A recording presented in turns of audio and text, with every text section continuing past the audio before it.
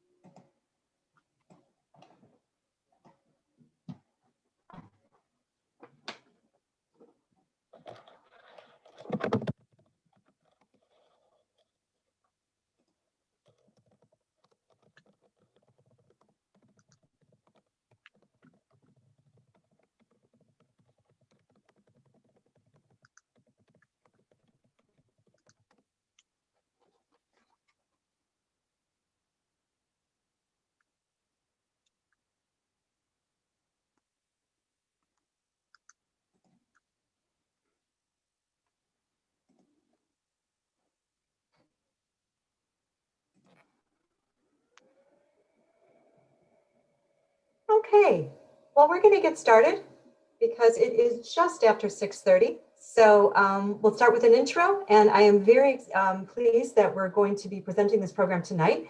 Allow me to introduce myself to everyone. My name is Patty Smolin. I am the Business Liaison Librarian at the Schaumburg Township District Library, and I will be introducing our presenter in just a moment. You will be seeing some chats from me as we start the program. I'm just going to be sharing some links with you on 3 accounts.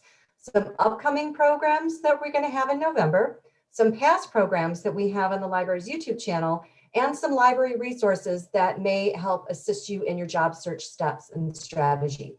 So when you see those chats, you are welcome just to grab those links. And also, if you want a demo on any of those sources that I've suggested to you, you're welcome to get in touch with me and we can schedule that at your convenience.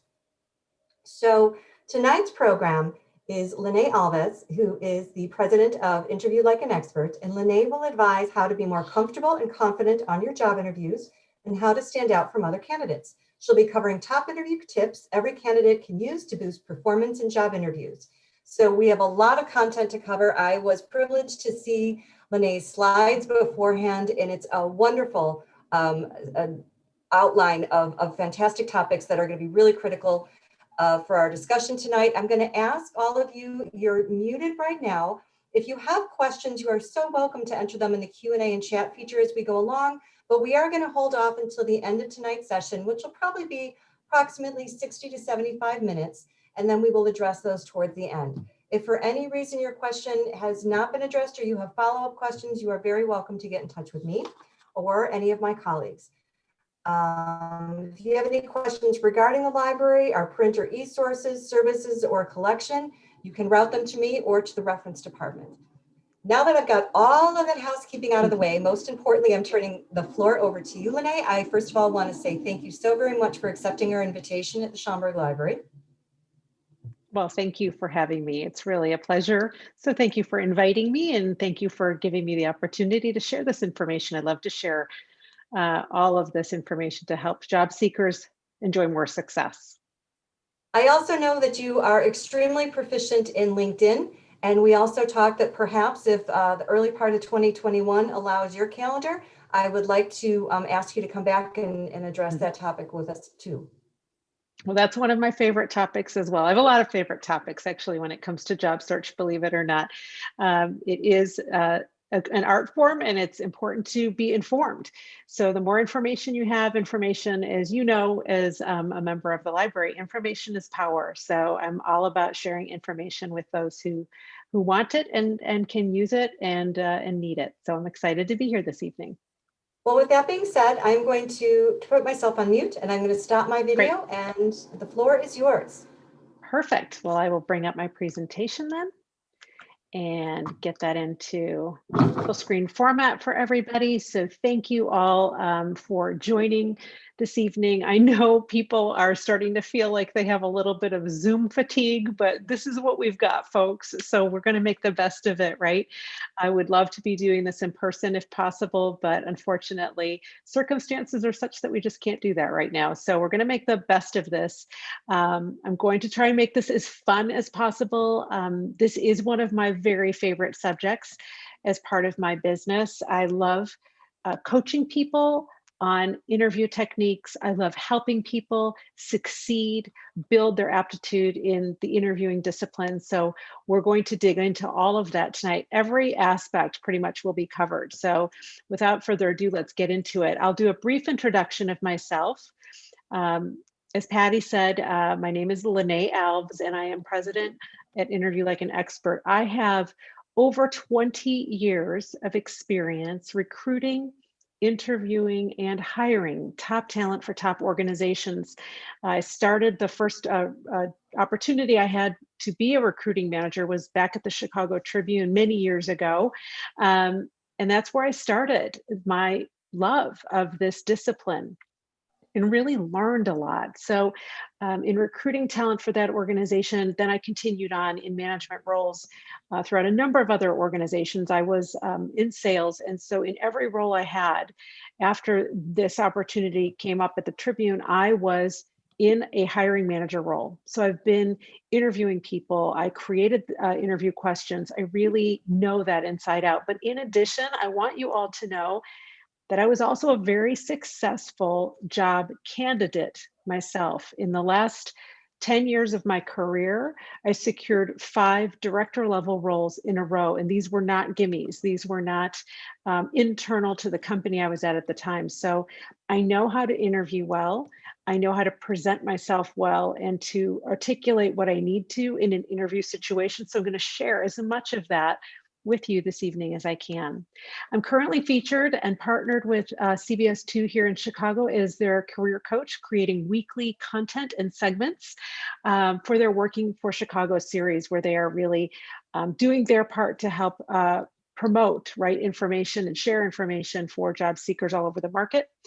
And I work in my own business as a career coach, helping clients with everything from rewriting resumes to updating and optimizing LinkedIn profiles, to job search strategies, career transitions, and of course, interview coaching. So we're going to be speaking about interviewing tonight, but we will touch on a couple other things that are very related. So let's start with the realities of our current situation. I know this won't be news to you, so I'm not going to spend a lot of time on it, but due to COVID-19, there has been obviously a very large spike in unemployment rates, and there are even more people applying for available jobs in the market, right? So now you're not, or you are competing, I should say, with not only those who are also unemployed, but you also still are competing with people who are currently employed that maybe they're unhappy in their current role or they're just ready for their next move. And with having fewer jobs available right now, thanks to some downsizings and restructurings, it makes it a very challenging job market. And I want you to know, I understand that. It is a hard time to be looking for a job. It's a hard time, particularly for those who've been in certain jobs for a long amount of time and find themselves job searching when they weren't expecting to. It's also hard for people who maybe had just landed a job, and I've worked with clients like that, and then they suddenly, a few months in, were impacted by COVID. So people impacted, our people have been impacted at all levels in all sorts of different circumstances. And I know it's hard. So I'm happy to be here today to try and help you build your skills up and your knowledge up so that you can be more successful in your job search. So really the key takeaway here is in today's competitive market, it really is more important than ever to be well prepared for any job interview that you're able to secure. Now I'm going to switch gears for a second. And while this is not a presentation about resumes, I want to talk to all of you about why your resume is an important tool for interview preparation. It is the foundation. The resume is the foundational tool in your job search. When people come to me, oftentimes where they start is saying, I really need help with my resume, because they know that the resume is where it all starts, right? They know that that's what they need. They need this document to be able to apply for new jobs. Everything really does build off of your resume. It's your professional branding tool. It's promoting the brand called you. So it's a really important thing to have in great order. Having a great resume that offers a strong summary of you, your skills, and your experience will actually help you prepare effectively for interviews. It really will. Because your resume should be including and highlighting your top strengths, your top skills, your accomplishments, and your results. And these are things that you want to be prepared to address during any job interview. So let me just reemphasize this. Oftentimes when I look at resumes, I might see, in fact, just this afternoon, I had a consult with a woman who's getting ready to interview for a job that's going to be posted in her company. And I looked at her resume and I said, I see that you've got outlined what you do, what your job duties are. But what I'm not seeing is the content of what you've accomplished. What results have you driven? What projects have you brought to life? And that's really important. So in today's job search environment, resumes really need to tell that story. So I want you to think about that. I want you to take a look at your resume and determine if it does, because that's really an important piece of this whole process. And I'll talk about that more in a moment and about how that relates to being able to interview effectively. So let's get to the meat of our content tonight, which is all about interviewing like a pro. First, I'd like to talk to you about interview preparation. I'm going to hit on all sorts of aspects related to interviewing in today's environment. So let's start at the beginning, right? If you get an interview, make sure that you take some time to review the company website and the job posting. So let me talk a moment about this. So first, the company website. I think this is, generally speaking, a good practice for people. Go to the website, look and see, what is this company about? What do they have featured on their website? What information can you find out about them? If it's a large company, there's going to be all sorts of information that you can find out specific to potentially what you might be doing, and just in general about their culture, about the causes that they support, just information that might be really great conversational, great conversational material for you in an interview. Now, I'm not suggesting that you need to go and memorize everything. I'm just saying to read through some pages that are of interest to you, learn a little bit, even if it's about the size of the company, the number of offices that they have locally or wherever, just things that interest you. That's all I'm suggesting, just things that are interesting to you. And then you may even want to make a little note, a document about that, and just kind of highlight some things that you find interesting. And those are little things that you might be able to study for prior to your interview.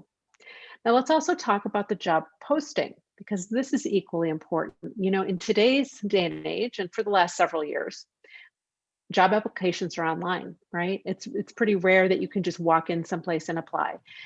Does exist, of course, in many retail locations and such, but some of those too require online applications. So when you apply for a job, let's say off of a posting that you've seen online, I would suggest that you may want to grab a copy of that posting. Either copy it and paste it into a document, even if it doesn't render perfectly and it's a mess because of formatting.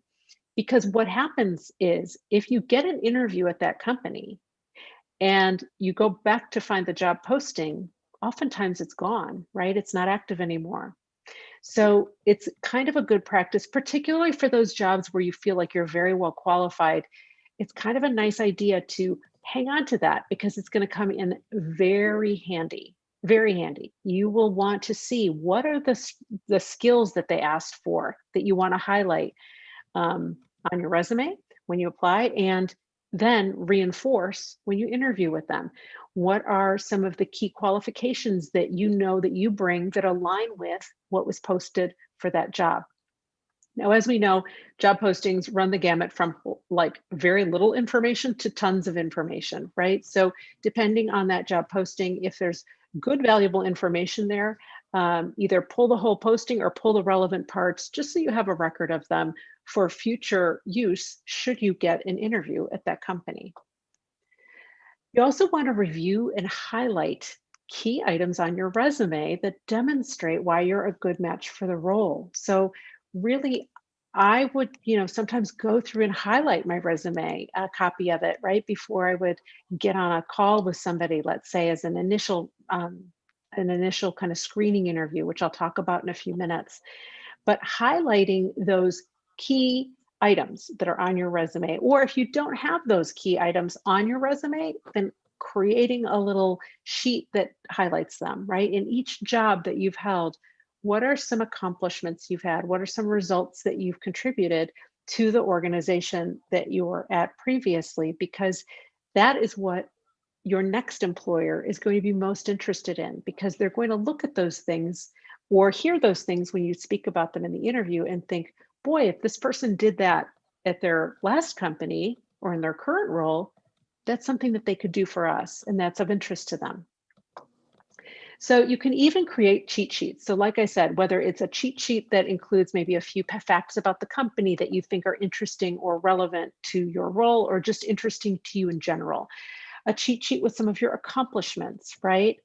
Those things can all be created and you can utilize them during your interview. In fact, I'm going to talk a little bit about video interviewing in a bit, but for example, right now I'm sitting in front of my laptop computer and I've got right now a piece of paper that I just laid on the keyboard of my computer. I could kind of look down at it and reference it. Now you don't want to be distracted by what's down there, but here's a piece of paper. I can just pop it here and I can have it in front of me. Keep it minimal. Try not to have a huge amount of information that then is going to fluster you, but having some key points, some key bullet points that you can refer to in case you do get flustered and forget is really helpful. The other thing that you want to do when you're preparing for an interview is to practice answering interview questions out loud to be even more prepared and comfortable for an interview. Now, I know that that might sound kind of crazy. You can certainly read a bunch of questions online, right? You can go find interview questions online and maybe even recommended answers. But one of the things that I think is most important, and when I work with people one-on-one doing interview coaching, I am doing a mock interview and having people answer questions as if we are in a real interview. I'm interviewing them just like I would have if I was still in a hiring manager role, and I'm taking copious notes, and then I'm providing them feedback on what they said. And the easiest and best way for you to replicate this, if you're going to do it on your own, is to practice out loud and really listen to those answers that you give. If you find that you say and a lot of filler words, this is an opportunity to practice, because practice really does make perfect, right? Think about pro athletes. Pro athletes practice all the time. So I'm always so sad when I hear people come to me, or when I'm working with people one-on-one and they're tough on themselves and they say, gosh, why can't I say it that way? Why didn't I think of that? I remind them that most people aren't practicing interview skills, right? What happens is we get a job, maybe we have a job for a year, maybe in the COVID times, a few months, maybe 5 years, 10 years, 20 years. So a lot of people who I speak with tell me I haven't had an interview in 10 years or more, and everything has changed. And I don't know, what to expect or how to prepare. So this is one way you can prepare.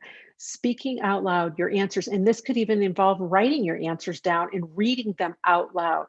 The out loud part is so important because then you're going to have a little muscle memory in your mouth and in your brain as you prepare. So again, I want you to go back to that pro athlete analogy. That pro athlete, when they have to play a big game, or whether it's a regular season game, whether it's a playoff game, or whether it's a championship game, they're practicing throughout that entire process. Now, you don't need to be practicing for interviews 24/7 all the time while you're working, but you do need to practice as you're getting ready to go into them and figure out what are your maybe weaknesses, where are you not as strong, and where do you need to improve, and then commit to doing some practice. It doesn't have to be much more than maybe 15 minutes a day, um, maybe more if you've got an interview coming up in a few days. But practicing will absolutely help you to feel more comfortable and confident, to help get those filler words worked out and help you practice speaking the way you want to speak in an interview situation. So there you go. It'll help you feel calm, confident, and it will help you perform better, just like the athletes I'm referring to. They perform better when they practice, when they study their game videos, right? Their game tape. That is part of their process. So I want you to think about interviewing like that, or like taking a test. When we were all in school, we prepared for tests, we studied for tests. Interviewing is another form of a test, isn't it? It's really going in and proving that you've got the skill set. So you do have to prepare and be familiar with all of this information, right? The website information, your own information, your accomplishments and results, and what you want to highlight. So all of these things come into play, and then being able to speak clearly and confidently and in a way that is easy to follow during an interview. And I'm here to tell you it works. So I just thought it would be really great to share a few very recent emails and a text, a note I got on LinkedIn from some of my recent clients. And I just share this because I want you to know it works. I did interview preparation with these folks. Each of these 3 people, I did about 3 hours of one-on-one interview practice with before interviews that they had coming up. We can see in the middle that one guy got the job, the woman on the right got the job, the guy on the left has a little bit longer to wait based on the nature of the organization he's applying to. But everybody benefited from this practice. And by the way, even if you're, sometimes confident, if you're confident in your skills, sometimes it's nice to practice with somebody, whether it's yourself or if maybe you have somebody you trust or know who could practice with you, to just get some reassurance that you're on the right track or get some feedback on where you need to improve. But it absolutely does work. So now let's talk about different types of interviews. The first one we're going to talk about is the screening interview.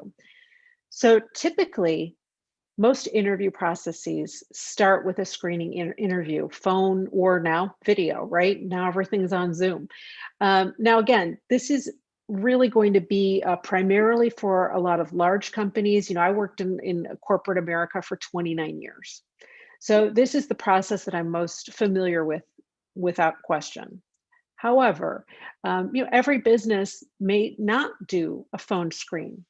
Some businesses may bring you right in for an interview, but I want to just highlight this for you in case you have circumstances where you do have a screening interview. So this is that first interview that somebody says, hey, can we talk for, I don't know, maybe 20 or 30 minutes, and they schedule a call, or perhaps they'll go straight to a video call. Now, I want you to know that typically in these circumstances, what I have found is that the person who conducts the screening interview is often a more junior level recruiter, which could be an internal person like an employee of the company or a contract recruiter, or they're a member of the HR or talent acquisition teams. So it could be any of the above, but typically The screening interview is not with the hiring manager. But again, there's exceptions to every rule. Sometimes as a hiring manager, I did engage in screening interviews. If I got a resume from somebody who I wasn't sure if they might be expecting, for example, a higher level of compensation than the role that I was hiring for allowed. So I'd want to get on the phone with them to say, hey, let's talk about what's your experience and what's your compensation expectation. Because if there was a disconnect, I certainly didn't want to waste their time bringing them in if I didn't have any wiggle room. And I knew that what I had was maybe more of an entry level, say, sales list versus a more senior one that they might be better suited for. And so I would just kind of hold on to them for the future. But this would give me an opportunity to make that determination and have that conversation with them. So screening interviews can happen with anybody, but most typically it's in this circumstance, you've got kind of a more junior level person. Now, if you do well in that screening interview, you're going to be moved ahead into the next phase of individual or group interviews with hiring managers, HR managers, or other team members. And it could be a combination of all of these, right? Could be some more individual interviews, some group interviews. From my last corporate role that I got hired for, I actually had a total of 10 interviews. And this was a combination of in-person, phone, group, individual. It was grueling, but that was what was required for me to get this job. So you never know how many, hopefully you won't have 10 interviews. That was quite a lot. But it can be, maybe it might just be a screening interview and one more interview. That would be great if that was the case, or it could be a few more than that. So depending on the company, the business, the organization, they're going to have their own practice, and everybody does it a little bit differently. So a screening interview you can expect to last, like I said a few minutes ago, 20 to 30 minutes. So the reason I mention this is because I want to set your expectations that this is not the opportunity typically for you to kind of share everything about your whole career to date. Typically, the questions are more general versus specific, meaning they're not getting into the nitty gritty with you on this screening call or video chat. Businesses are screening to assess if your skill set and your work experience are a match for the role, right? They've seen your resume or your application, and now they want to just verify. Let's have a quick conversation. Let me assess some things. They may also, like I mentioned earlier, be screening for experience level and compensation match, like I've done in the past. So that would be a time where I would employ a screening interview. In my old field of media sales, I pretty much could see on paper if somebody was a candidate I wanted to bring in. But again, sometimes if I sensed that there was a disconnect in terms of experience and the role at hand, I would make that phone call. The other thing I want everybody here to be mindful of and aware of is that you're also being screened for personality and communication skills on this initial call. So this goes back to me talking about practicing speaking, right, by yourself in front of a mirror. There are ways that you can do this so that you feel more comfortable. And think about it this way: they're looking to see, hey, is this person, if this person, like if we're talking about a corporate role, if this person was in a meeting with us, would they be, a good communicator? So, for example, if I'm a recruiter, hiring manager, screener, and I ask you a question, and maybe you don't answer that question very clearly, or maybe you answer that question and then you might go off on a little bit of a tangent because you're nervous, right? This is a very natural thing. There are people who are nervous, and if they don't know what to say, they start talking a lot, and maybe they get off track or forget what the question was. Just know that communication skills are so valued in today's workplace. So being clear and being crisp and concise in your answers is important. And since it's only 20 to 30 minutes typically, you just want to make sure that you're providing short and clear answers. If the interviewer likes you, if they want to ask follow-up questions, this interview may go longer than that. But you want to make sure that you approach the screening interview as if I only have about 30 minutes. And so I'm going to answer these questions briefly, but with the appropriate amount of detail. So your goal is always simple in any interview situation, but I'm starting at the beginning here, right, with the screening interview. Your goal is to advance to the next step. A lot of people get keyed up, get themselves really worked up because their goal is typically to get the job. And I get it, that is the end goal. But within this whole arc of activity, this whole interview process, I want you to also kind of try to take a little pressure off and remind yourself, I'm just needing to get through this to get to the next step. That's the most important thing. So like for me, I had to get through 10 steps, right? I had to go through 10 steps to get that job offer. So every time I went into an interview, I was ready, I was prepared, and I knew all I have to do is do really good in this interview, and that's all I'm focused on right now. I'm not focusing on a job offer. I'm not focusing on that end game. Of course, I'm trying to advance toward it, but that's not what I'm trying to accomplish today. Today, I'm trying to get to the next step. So now let's talk about video and, of course, next year, hopefully, in-person interviews. I want to speak about these kind of in the same breath, if you will. You know, there are some organizations that over the last handful of years started using recorded interviews. So this would be emailing you a bunch of questions, maybe like 5 questions, and using a recorded interview, kind of like a screening interview, where they would ask you to record your answers on your, on a camera, right, on your laptop or with a camera on your PC, and you'd have, a certain amount of time to answer these questions. You would send this video in, and that's how they would review candidates.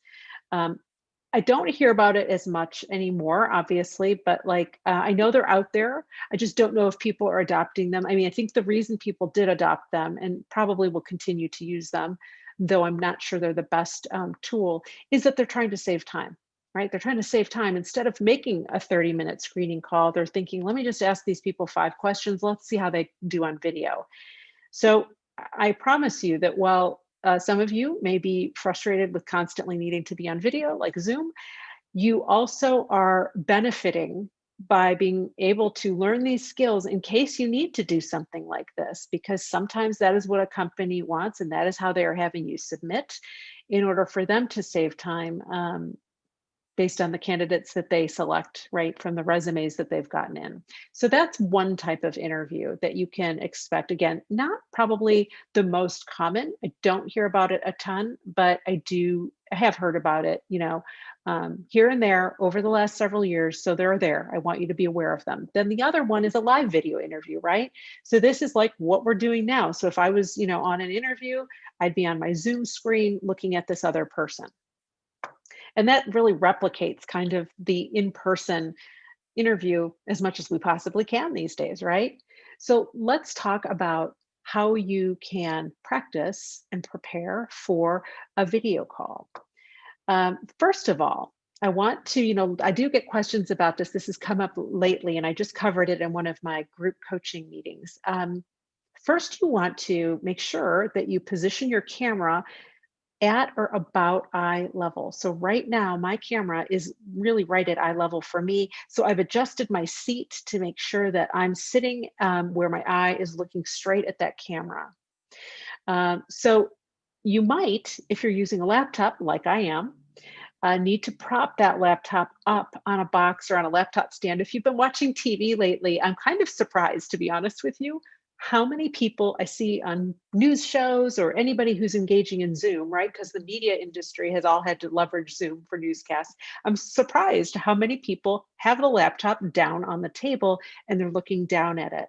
This is a simple fix and it doesn't cost a lot of money. You have a few options. The first would be to get a laptop stand. This is the one that I have. This is a picture of my table that I'm sitting at right now.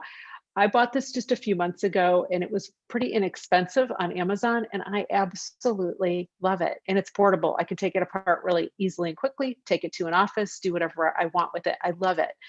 But if you don't want to invest in it, no problem. I get it.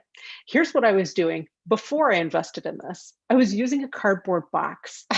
This is the actual cardboard box that I used for many months as I, started working at home like everybody here, and got, had to figure out, how am I going to do this? The box is about 5.5 inches high. So my laptop was just propped on a box, and then I adjusted right here, right, the visual, or my camera, I should say, and the angle and where it's hitting me. There you go. So I literally have this box actually down in a drawer behind me.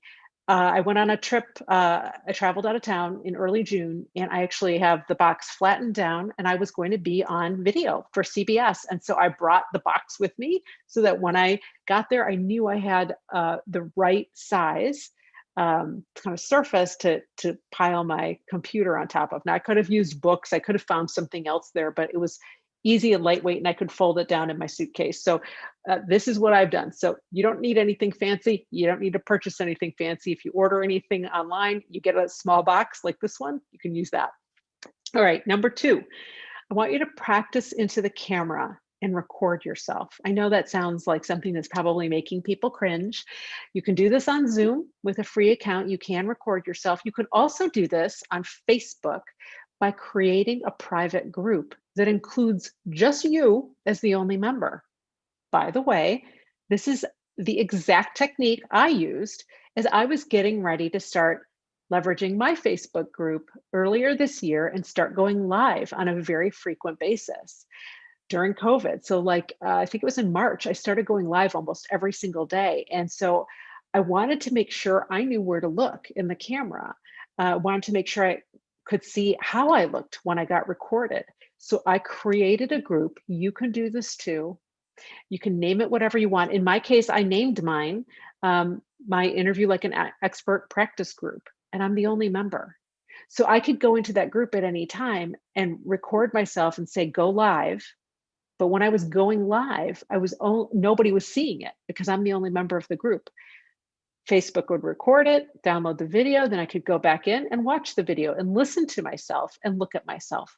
So while I know people don't like this, I think that's a way better alternative than just kind of winging it and going in there and maybe not having your video set up properly and not having, your setup look good and feeling confident going in. The most important thing, without a doubt, in interviewing is feeling confident and ready to go in there.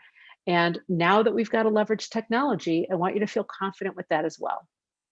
Okay, tip number 3, try to set up in a location that looks attractive and has good natural light shining on your face, like if you're facing a window or a few windows, or if you have a light pointed toward you. Now, I am in my dining room, which is my home office day to day. I happen to have 2 windows that are in front of me. Sometimes, though, the light is bad. If the sun's setting in the west, I am getting a lot of glare on me. So I have to close curtains, and I actually have a ring light in front of me because I use video so frequently.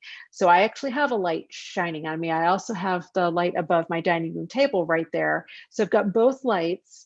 And so you can see that you can clearly see my face on video, and that's important.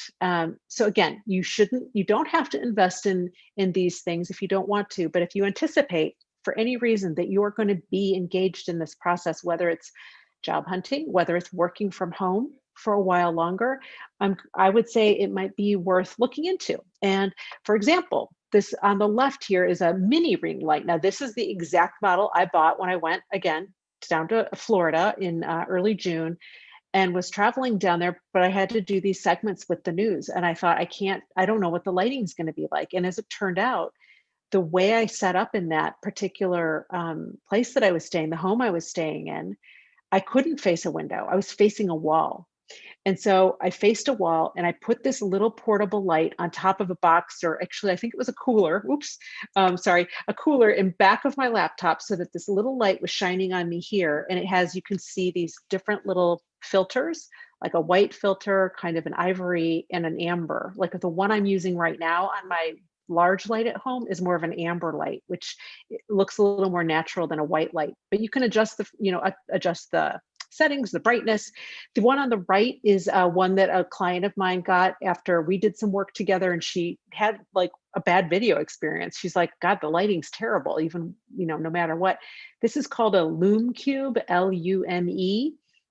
I believe, if I'm not mistaken. It's a little bit more expensive. This one on the left, I think, was about $20 on Amazon, and I think the one on the right might be closer to 80. You'll have to check. Again, you don't have to get this, but you can see how easy this is. That just props on the back of your laptop and brightens you up. I just saw a leader in the coaching industry on a video today, and she was using one of these because she was traveling. So if you want something super simple and compact that you can take with you anywhere, either one of these will actually work, but the Lume Cube is probably even easier. So it's a good idea to see if you can figure out, can you get something inexpensive to add, or can you set up in a place where you've got some light shining on you, or some windows if it's during the day. But like right now, it's nighttime, right? And we're in Chicago, it's going to keep getting darker and darker, earlier and earlier. So what do? We need some light. Okay, so interview best practices. So these are just general rules of thumb that I want to make sure we cover, right? You want to arrive on time or early. Now, to an in-person interview, for sure you want to arrive early. Video interview is kind of awkward because a lot of times, maybe I'm guessing somebody would be using the same Zoom account to do back-to-back interviews. So you have to be very careful with that. So for a Zoom interview, I might not arrive very early, although they are going to have to admit you to get in. So it wouldn't be a lot though. Maybe jump on 2 minutes before your interview. So if your interview is at 30 minutes after the hour, jump on it 28 minutes after the hour. It looks good, right? I work on Zoom all day long, and I'm always impressed with people who are joining my call early by a couple minutes, because I know when I get on that call, we're going to be ready to go right on time. Here's another thing that is so important. One of the most basic things I can tell you about interviewing successfully is demonstrating enthusiasm about the company and about the opportunity. So when I talked about looking at the website earlier, right, or looking at that job description, I want you to be enthusiastic about it, right? Not just answer questions, but answer them with some level of enthusiasm, and make sure that this person who you're speaking with knows that you're really engaged and that you're really excited about this opportunity. Now, you don't have to be over the top, but you really do want to express that enthusiasm and make it clear, because you know why? Everybody doesn't do it. So if you do it, and you do it authentically, you will stand out from the crowd. I talked about this earlier when I talked about screening interviews. I want you to keep your answers brief and to the point. So whatever somebody asks you, I want you to recognize that you've got to, even if they ask you for something that's kind of like a big question, you've got to figure out a way to bring your answer down to a reasonable level, right? Your answers typically should be 30 to 45 seconds, right? And if they want more information, they will ask you, right? So if they ask you, tell me, about, your current, how things work with you doing your current role right now, whatever that is, right? So tell me what, how it typically works, or how you manage your team, or whatever it is. I would keep my answer a little bit more high level. Well, typically, here are the main things that I do. I'm having weekly one-on-ones with them. I'm monitoring our sales reports every, daily, weekly, whatever the cadence is. I'm making sure that I'm engaging with my clients, my top clients, and going out on meetings with salespeople to coach them. And then, other than that, whatever, making myself available to my team. Boom. Like, I'm really not going to go into every detail of what I do. I'm going to keep it high level, because they probably have other questions they want to ask me, and we only have 30 minutes. Now, if they say, hey, well, tell me a bit more about this, great. Now I've been given the invitation to elaborate, but less actually is a little bit more when interviewing. So you want to keep answers, you want to give enough detail, but not too much when you answer each question. Again, I talked about this a moment ago. Convey positivity, engagement, and likability. One of the things that we need to do when we're interviewing is connect, right? The person who you're interviewing with is going to hire a person, right? So they're not just hiring us based on what we have on a piece of paper that tells them about our qualifications and our skills. They're also hiring a person who's going to be a coworker and who's going to be a team member and who they want to feel like will fit in with the group. So even if you're more of an introvert, even if that's a little bit less comfortable for you, trying to connect and kind of pushing a little bit outside of your comfort zone will definitely help you in an interviewing situation. For the end of your interview, I want you to have 2 or 3 questions prepared. This is always a good practice. And again, have them be thoughtful questions. I think, again, higher level questions versus tell me about the day to day, right? Questions that demonstrate that you're thinking a little bit, but not too much, right? Not too detailed, like getting into great detail about a big project or asking somebody to give you an answer about something that's just maybe it may not be the right time for it. So certain questions may be really appropriate once you already have the job. But before you have the job, asking a question like, for example, tell me about your company culture, I think is a really great question that you can ask people at any level of an organization. And it sounds smart and thoughtful because culture is a really important thing these days.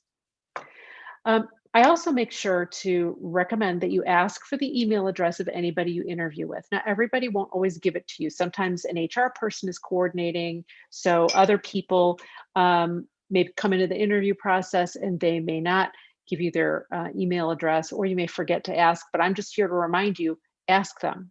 If they opt not to, there's not much you can do. If you have an HR person who's the intermediary, I would email them, like a thank you later and ask them to share it with these other people. But definitely ask for the email address of anyone you interview with. I'm going to talk in a few minutes about best practices post-interview. So let's talk about how do you prepare for interview questions, right? This is, I think, where people feel like they're at a disadvantage, right? They feel like they can't really do a whole lot of preparation because they're like, well, I don't know what they're going to ask.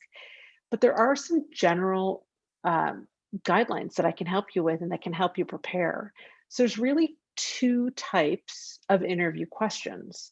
There is the general, what I call general interview questions, and the second kind, which is behavioral interview questions. So I'm going to talk about each of these.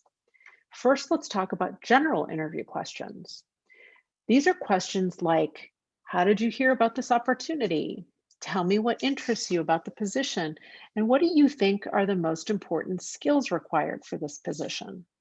So I think I mentioned earlier that, when I was the recruiting manager at the Chicago Tribune many years ago, so about maybe 9 years or so into my career, nobody even gave me a list of questions to ask people. They didn't arm me with anything. So I literally created my own. So for my clients, I have this interview Q&A prep guide, and it's a bunch of general interview questions that we go through in a mock interview and that we practice, because it's important to practice general interview questions and feel like you've got a handle on how to answer them. One question that really trips people up a lot is, so tell me about yourself. People don't know what they're supposed to say in an interview question or an interview situation to that question. So these are the kinds of questions you do need to prepare for and kind of have answers prepared to give, right? So you want to spend some time preparing for questions that are just general interview questions. And if you've been on interviews recently or the last few years, you probably can think about what some of these are that you've encountered. Now, the other kind of question that is used, or are the other kind of questions that are used in interviewing these days, are behavioral interview questions. Now, they have become very popular with companies and businesses over the last several years. Full disclosure, I am not a fan. I don't really think that behavioral interview questions are very helpful as a recruiting manager, but too bad for me. That train has left the station, and that means that all of us need to be prepared for this type of question on an interview. So what they're typically asking about is a specific incident. Companies believe that your answer about what you did in the past is going to be an indication of your behavior in the future. So that's the whole game of these questions. They are really saying, like, what did you do? Tell us that. And then we're going to kind of make an assessment of, is that a good answer? And would that be a good thing, in our organization? So these questions sound like, tell me about a time when you made a mistake and how you handled it. Or tell me about a time when you had a conflict with a coworker and how you dealt with it. They do tend to be kind of challenge questions. I mean, not all the time, but like, kind of tell me about a time when you had a challenge, right? Or a difficult situation and how you dealt with it. You'll also get questions like, tell me about when you were a member of a team and tell me what your role was on the team and how you contributed to the team. So that's not really a challenge question, but it's more like, tell me how you operate within a group, right? So behavioral interview questions, it's a whole other category of question that you have to be prepared for, because companies may use one or the other, or they may use a combination of them. I know at my last company, toward the end of my time there, they were shifting to giving us questions that we had to ask when interviewing people, versus me being able to go in and use my battery of questions that I had had in place for 20 years and had used successfully. They were moving to kind of more of a corporate process that said, here are the questions that we want to ask, or the types of questions you could choose from to ask. And then we're going to have you provide your feedback and ratings based on these questions. So this is one of the challenges we have when we're out interviewing, but those are the two types of questions that you do want to be prepared for: general questions, general interview questions, and behavioral interview questions. So now let's talk about follow-up best practices. So you get through the interview, whether it's a phone screening interview, whether it's an in-person, hopefully next year, more so. But I know there are some that are happening in person now, right? For those businesses or organizations where you're coming in every day, right? Essential workers, things like that. They probably are having an in-person interview conversation. So now what do you do to follow up effectively? So the best practice these days in our go, go, go, very fast-paced world is that you would write a thank you email to your interviewers, ideally within 24 hours of that interview. So if I interviewed today with somebody at 1:30 p.m., by 1:30 p.m. tomorrow, I would want to have an email in their inbox thanking them for the interview. Now, again, general rule of thumb. So if it's 2:30 or 3, no big deal, but the next day, right? For sure. Thank them for the interview. This is the structure of kind of an email you would write. Let them know that the interview made you even more enthused about the opportunity. Reiterate why you'd be a great fit, but keep this brief. Just like I say with your interview questions, you don't want to write a lengthy, novel here for them about why you should be hired. Sometimes people feel compelled to do that. They want to put down in writing all the reasons why they should be hired, but sometimes that can kind of backfire, right?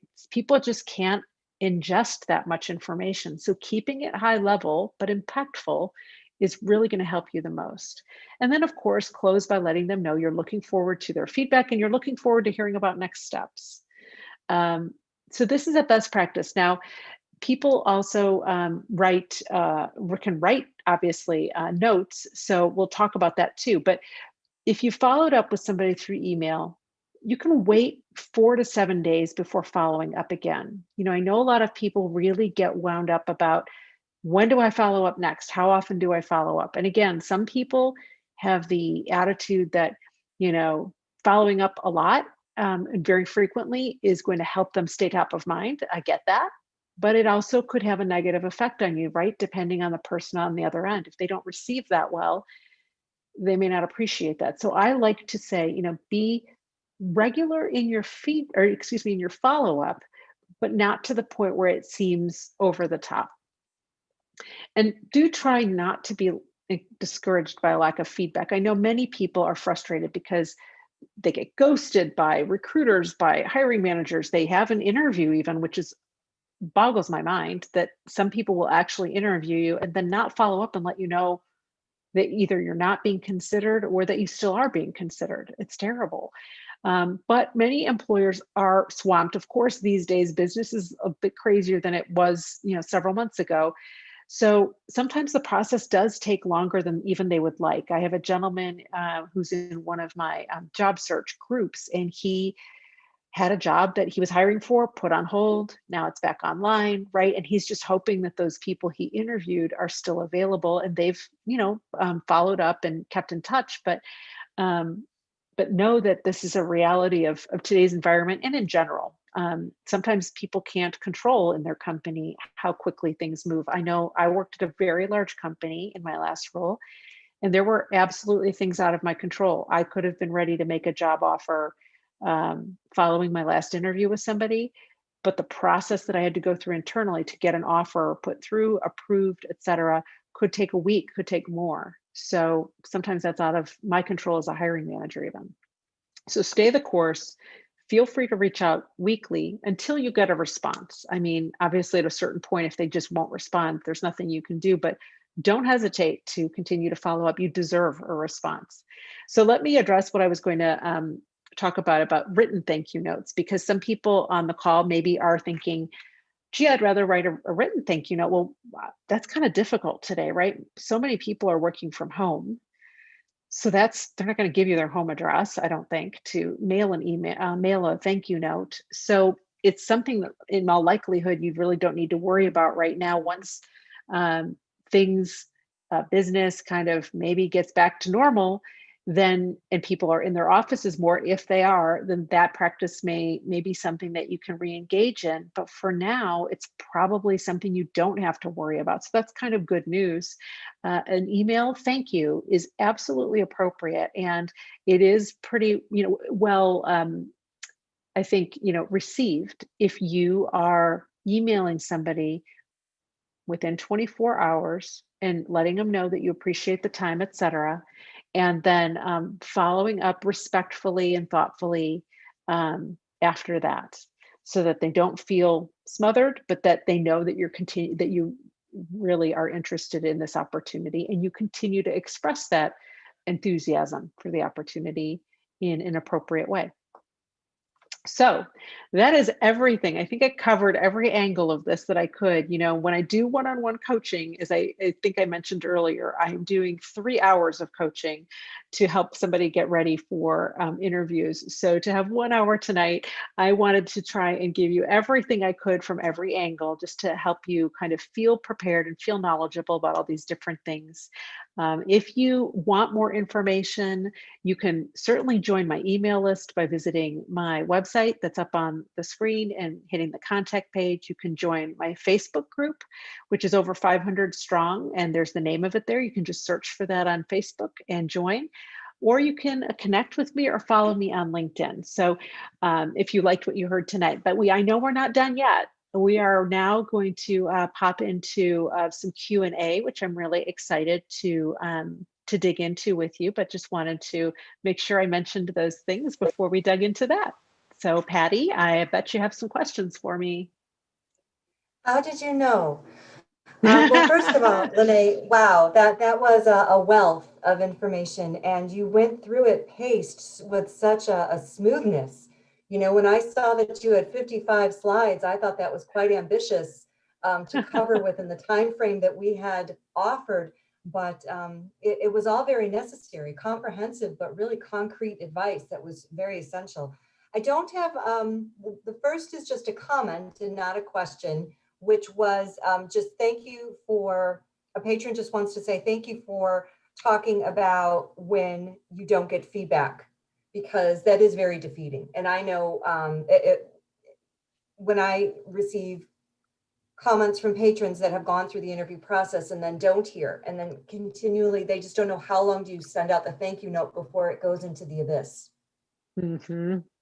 And not, being a librarian and not having the HR, background, I also say we really just don't know what the reality is behind the scenes, and to try as hard not to internalize it, but you don't know how long the process is. And it may not be that you get an answer, and that would be unfortunate, but doesn't that also tell you something about the organization as a whole if you don't hear back?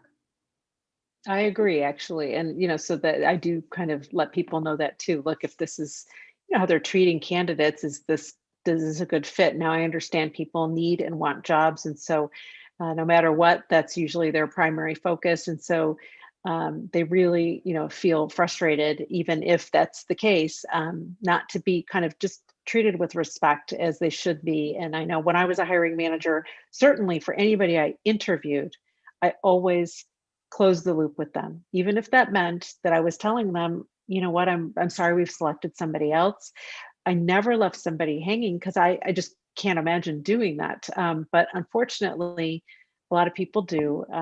And so, yeah, it's just about picking yourself up, I suppose, and moving on. But, again, like I said, it's also appropriate and acceptable for you to continue to follow up respectfully, because they really, I believe, you deserve, and they really should be giving you some kind of answer or closure after you've interviewed. Now, I know people also, I'll just address this too, are frustrated when they apply for a job with a resume and they don't hear anything. I will tell you that that may not be a realistic ask, because last summer I spoke with a woman who is an HR consultant. She used to be an HR director at CNN in Atlanta. So she's a very, very experienced and accomplished HR professional. She told me that with a client she was working with, they posted a job for, I think it was an operations manager or director. I don't remember what level. And they got 2,000 applicants. There is no way that she, as a contract, HR professional, and her client could go through 2,000 resumes to even truly even review all of those. So that's the unfortunate reality, is that they're kind of deluged with applicants. So what they did is they went through resumes until they identified, say, 10 to 12 qualified candidates, and then they stopped, and then they had to move on to the interview process because they need to move their process forward. So there are a lot of complications in this process, no question about it, which is why you have to have a very strong and focused job search strategy that aligns with your experience really strongly. You will get the best results that way and the best opportunity at getting interviews. In conjunction with that, we have a question that's aligned with that, saying, do you have advice on how to ask for feedback in the thank you? Says this patron, I have generally thought that makes me come across as not confident. I guess in the thank you, my guidance would be, I wouldn't ask that in the thank you note, because you're thanking them at that point. You don't know if they're going to move you forward or not. So I guess my suggestion might be that might be premature. Now, if they don't move forward with you, you can ask for feedback, of course. Or if they do move forward with you, you could be like, I'd love some feedback, about why you liked me and why you've chosen me, right? That either way is fine. Unfortunately, again, many companies do not want to provide that feedback, right? They don't want the potential for, this is extreme, but lawsuits. They don't want there to be a perception that somebody, was discriminated against. So I think that their guidance, especially with large companies, is going to be no feedback is given. So it's a very frustrating thing, for sure. And I hear that a lot from people, how difficult that is. And that is, I think, in part why, the work that I do, that I've chosen to go into, has become kind of more acceptable for people because they can get that third party feedback. I do that with people who I work with because that's my job. So if they aren't doing, well with a certain maybe way of answering a question, or if their resume maybe needs tweaking, I can provide that feedback to them. It's really hard to get that feedback from an employer who's recruiting. So you can ask, but I wouldn't ask in the thank you note. I would ask after the fact, but I have heard consistently that even after the fact, companies are reluctant to provide negative feedback. They don't want to hurt your feelings, even though in many cases, candidates are asking so that they know how they can improve, and they genuinely want to. But I think that what we're seeing is the reality is becoming more and more that, finding other resources for that is going to be essential for people, because the employers just don't want to do it. unfortunately. So good question, very fair question. And a lot of people have that question. So I'm so glad you asked it. Thank you. We have a question that's coming in from our patrons on YouTube. The question is, what is the best way to address a gentleman or woman interviewer when following up by email? Dear Mr. or Ms., is it best not to use their first name? The other question I'm able to answer, which is just, will this presentation be live beyond tonight? And that one I can answer, Lene, is yes. Yes, it will. And before I turn this over to you, let's address my faux pas at the very beginning, which is your last name I pronounced incorrectly. And I'm so sorry. It's It's not okay. Alves, it's Elves. So if you are, while I'm not a candidate, if I was a candidate coming to meet with you, I think it would be very important to get your name as close to the right pronunciation as possible.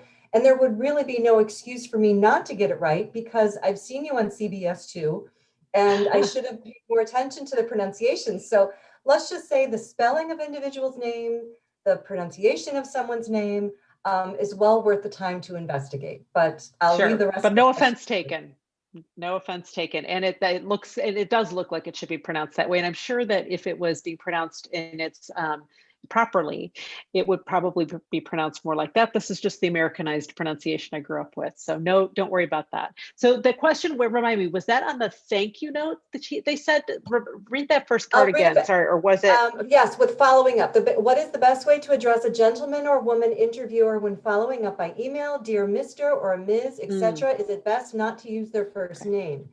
Oh, I actually think if you've met with them, it's actually acceptable to use their first name. You've had a meeting with them. So I don't think you have to be in today's world, right? Social media, everything is a little less formal, even with a major organization. So I worked at Comcast. When I was writing thank you notes to my boss, the woman who would be my boss in the future, I was saying, Dear Kim. I wasn't saying, Dear Ms. Bradley. I was absolutely using her first name and felt comfortable with that after we'd met. So I think it's okay to do that. If you're, by the way, a question, just on that same note, if you are writing a cover letter, the best way to address it that can cover all your bases is just Dear Hiring Manager. That's a really good one. But if you've met with somebody, I would be like, Dear Tracy, Dear Mike. That would be how I would address them. Very good to know. Next question. What are some tips? I'm so glad this patron's asking this. What are some tips to manage nervousness when interviewing? I know that you had talked about the filler words, and I interject the word more on the screen than I realized. I don't even know if I do this in person. I do know that on the screen, I feel a little on the spot. So that's something that I want to work with the practicing, of the recordings, as you mentioned. But in this particular case, how would you suggest a candidate manage nervousness? Well, I really think it goes back to what I talked about earlier. The more you practice, the less nervous you'll be, because you have kind of, again, spoken and maybe recorded yourself and listened to yourself. And even if it's uncomfortable or you really dislike watching it, better to be uncomfortable and dislike watching that when you're not in a real interview situation.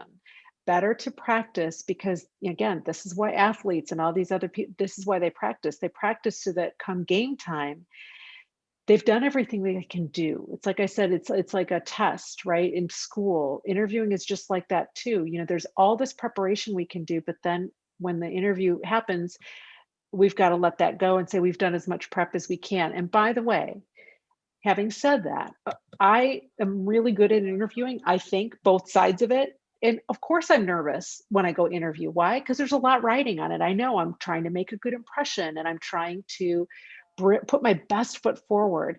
And of course, there's varying degrees of that for people. So for me, what would happen is that I felt like I just had to get through a few minutes of the interview, and then my heart rate would go down, right? Things would settle down. But listen, I'm with you. Everybody gets nervous. That is a high stakes, situation. There's no question about it, no matter how good you are, no matter if you're an extrovert or an introvert. So I think it's really, you know, important to kind of breathe. As corny as that sounds, there's a lot of, focus on breath work these days, meditation.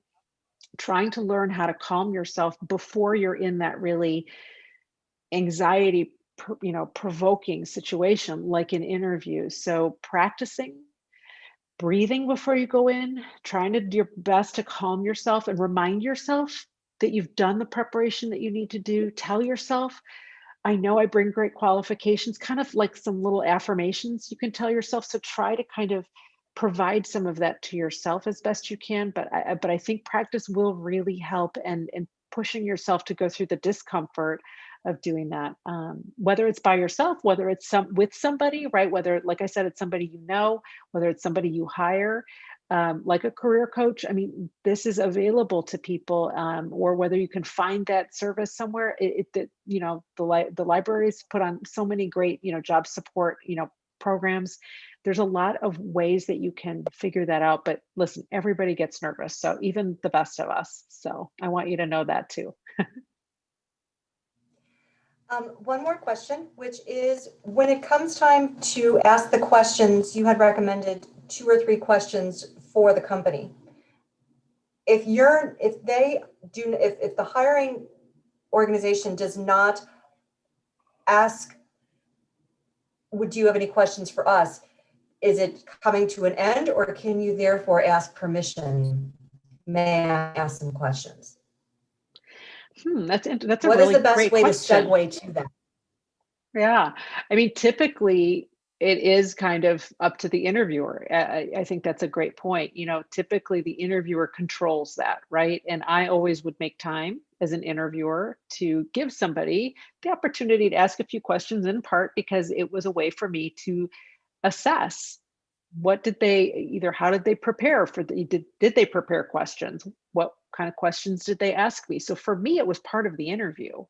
But if somebody doesn't ask you that, it could be that they're out of time. So asking them if you can, it better be a pretty important question, I guess, at that point, or one that's really going to make sense if you're going to ask them.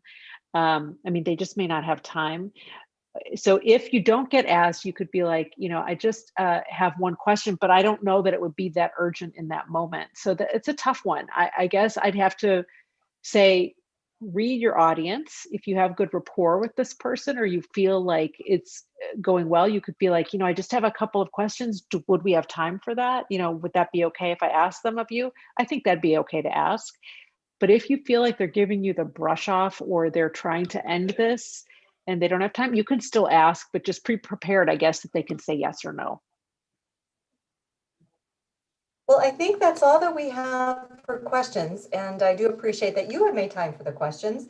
I just want to say that even though I am not in the position right now of interviewing, the tips that you also provided tonight are very relevant for those of us that are working on an online platform right now, just to develop and maintain that professional presence, to exhibit confidence, to avoid the ramble, to be brief and to the point with our bosses and our managers and our colleagues.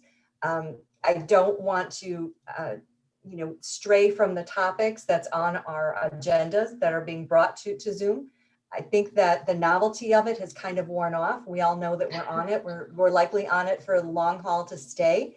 So it's about investing the time and energy, and if at all possible, the lighting and all the other ambiance that's needed to give the appearance that you're there for the long haul in this. Yep, exactly.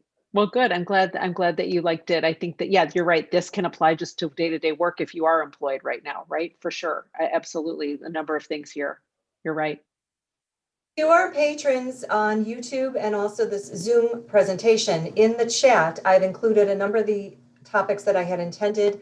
The previous sessions are November sessions, library resources, but most importantly, I wanted to provide Lene's contact information, her site, and then also the career coach segment that is offered on CBS2, which I think many of us that are here tonight will be able to benefit from, and those that will tap into the YouTube channel can also view. So Lene, thank you so very, very much. Do you have any?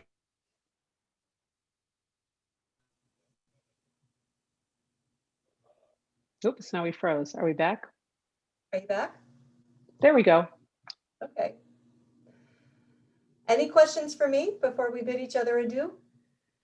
No, I'm all good. Thank you again so much, Patty, and thank you to the library for inviting me to join you this evening. It's been a pleasure.